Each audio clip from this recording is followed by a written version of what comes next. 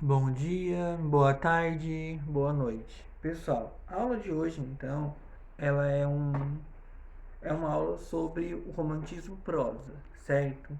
O romantismo é dividido em três partes: poesia, prosa e teatro. Na aula da semana que vem, o professor vai mandar para vocês a aula do teatro, certo, pessoal? Muito bem. O que é o romantismo prosa, então? O romantismo prosa é o romantismo escrito romances, certo? Escrito em forma de romances. Daí eu tenho o romantismo poesia, que é dividido em três gerações. Primeira geração, segunda e terceira. A geração nacionalista, a geração ultrarromântica e a geração condoreira, onde está o navio negreiro e o poema Tragédia no Lar, certo? Do Castro Alves. Enquanto o Castro Alves ficava escrevendo Navio Negreiro, enquanto o Álvares de Azevedo escrevia Noite da Taverna, enquanto o Gonçalves Dias escrevia Canção do Exílio, eu tinha uma galera que não queria saber de poesia. Eles escreviam prosa, textos com frases e parágrafos, certo? Sim, eu estou com a minha camiseta do Pequeno Príncipe de novo. Essa galera, pessoal, ela ficava muito preocupada também em fazer um prospecto de um Brasil perfeito em virtude da independência do Brasil. Então, no slide de vocês, já logo lá no slide 7 que o Ed mandou para vocês, o contexto histórico que eu tenho ali. A Revolução Francesa, o triunfo da burguesia europeia no liberalismo econômico, no Brasil, a independência do Brasil e ainda lutas em prol da abolição, certo? No Brasil, qual foi o principal contexto histórico que refletiu na obra dos autores românticos? Tu já sabe, que é a independência do Brasil, certo? Daí no slide 9, o professor tem aqui aquele quadro Pedro Américo, né? É, daí agora o Edinho botou no slide 12 para vocês as características gerais do romantismo prosa. É claro que eu vou me aprofundar, tá? Nós teremos aulas nos aprofundando sobre o romantismo prosa, para quem é do segundo ano. Terceiro ano não. Terceiro ano é só essa aula e a tabela que eu estou mandando, certo? Então, características gerais do romance romântico. Primeira coisa que o romance romântico tem que ter: o Deus ex machina. O que é o Deus ex machina? O Deus ex machina, como vocês já ouviram falar, é aquele elemento surpresa que acontece que muda todo o desfecho, certo? Que muda o rumo das coisas. É uma herança que aparece, é a hipoteca de uma fazenda que beneficia os protagonistas e prejudica os antagonistas, é um casamento inesperado, é uma pessoa que tinha morrido, mas que não morreu, certo? Então isso é o que? É a ressurreição de uma pessoa, como foi o caso da Carlota, né? Então, dos 5 minutos, o que é o Deus Ex Machina? É um elemento surpresa, né? Então, a primeira característica que eu vou ter para ser um romance romântico, todo romance romântico, não importa o tipo dele, depois eu vou ensinar os tipos deles, tem que ter o quê? Deus Ex Machina. Vai ter um idílio amoroso. O que é idílio amoroso? É um romance, né? Vai ter, alguns deles vai ter a idealização do índio, naquele projeto de buscar um passado heróico para o nosso país, de buscar um passado bonito para o nosso país, certo? Idealizar o índio. Aqui aparece a Iracema, do livro Iracema, de José de Alencar, que José de Alencar é o pai do teatro, é o pai do romantismo brasileiro. Não esqueçam disso, tá? José de Alencar é o pai do romantismo brasileiro. Eu vou ter a Iracema, eu vou ter também o Guarani, do José de Alencar, né? O índio Ceci, o romance do Peri, o índio Peri, o romance do Peri com a Ceci. E eu vou ter a exaltação da natureza. O que é a exaltação da natureza? A natureza está de acordo com o estado de espírito das personagens. Se a personagem principal, a protagonista, ela está triste, a natureza é bela. Se ela está triste, a natureza é cinza e feia. Se ela está alegre, a natureza é bela e ensolarada, digamos assim. Então eu tenho idílio amoroso, exaltação da natureza, idealização do índio e sempre eu vou ter a idealização da mulher, né? A mulher é a grande figura dos autores românticos, seja na prosa quanto na poesia. No teatro não é bem assim, tá bom?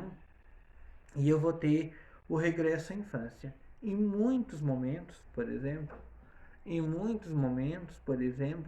o autor deixa claro ele não está contente com a vida em que ele está passando ali, daí ele regride a infância.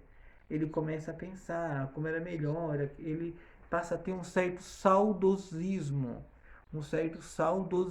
diante da infância, um saudosismo da infância diante da vida que eles têm para viver ali pela frente. Então vamos lá. Idílio amoroso, idealização do índio, exaltação da natureza, idealização da mulher, Deus ex machina e regresso à infância. Então essas são as 6 principais características. As 6 principais características, então, deste poema. As 6 principais características do romantismo prosa do Brasil, certo? No slide 13, o Edinho fez uma divisão ali para ficar mais fácil para vocês. Essa divisão acompanha a apostila de vocês, certo? Ó, lá no romantismo teatro eu tinha 3 divisões. No romantismo poesia eu tinha 3 divisões. Aqui o professor tem 4 divisões. Ó, para melhor ser ensinada e aprendida nos colégios, a poesia romântica foi dividida em quatro gavetinhas, certo? A essas damos os seguintes nomes: romances urbanos, regionalistas, indianistas e históricos. Urbano, regionalistas, indianistas e históricos. Os romances urbanos, a ação se passa na corte, cidade do Rio de Janeiro, ou adjacências, onde se encontra grande parte do público leitor e de escritor, certo? Então, exemplo de romance romântico, por exemplo, A Senhora, de José de Alencar. Tá? Os romances regionalistas, a ação se passa no interior, no campo. Os romances indianistas, o índio aparece como protagonista, sempre idealizado. E nos romances históricos, a ação se ambienta num passado remoto, pintado com tintas idealizantes, certo? Conta muito, parece que o romance histórico vai contar muito da história do Brasil, certo? Muito bem. Ó, daí no slide 14, a gente colocou os principais romances românticos com seus autores ao lado, os principais os principais romances urbanos, os principais romances regionalistas e os principais romances indianistas e os principais romances históricos, certo? Então eu tenho ali principais romances urbanos: A Moreninha, de Joaquim Manuel de Macedo. A Moreninha, pessoal, de Joaquim Manuel de Macedo, ela foi escrita em 1844 e ela é considerada o romance é considerado o marco inicial do romantismo no Brasil.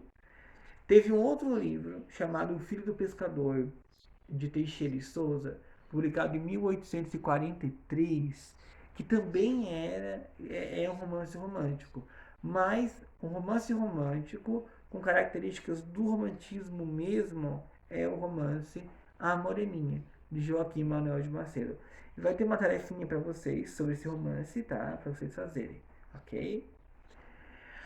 Depois eu tenho os romances Senhora, Lucila, Diva, do José de Alencar, que é o pai do romantismo brasileiro. Depois eu tenho um romance quase realista, que é Memórias de um Sargento de Milícia, de Manuel Antônio de Almeida, ok? Depois eu vou ter então os romances regionalistas. Daí eu tenho ali Escravizaura, o Seminarista, o Garimpeiro, todos estes são do Bernardo Guimarães, tá? Escravizaura é um romance lindo, lindo, lindo. Depois eu vou ter Inocência, de um autor chamado Visconde de Scragnoli Toné. Se escreve Taunay, mas se fala Toné, certo? Então eu tenho esses romances regionalistas. Os romances indianistas, eu vou ter a Iracema e Guarani, ambos do pai do romantismo brasileiro, que é quem? Isso mesmo, José de Alencar.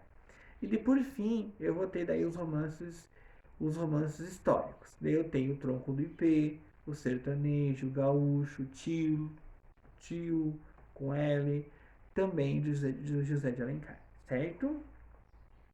Muito bem. Pessoal, a princípio, o esqueleto do romantismo português, brasileiro, prosa, é esse, tá?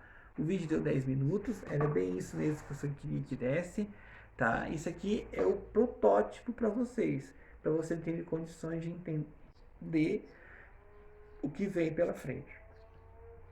Certo? Então tá. Boa tarde a todos. Que Deus os abençoe. Quem é? Vamos lá. Não vou falar nada, eu dar um recado aqui, mas não vou. Abraço.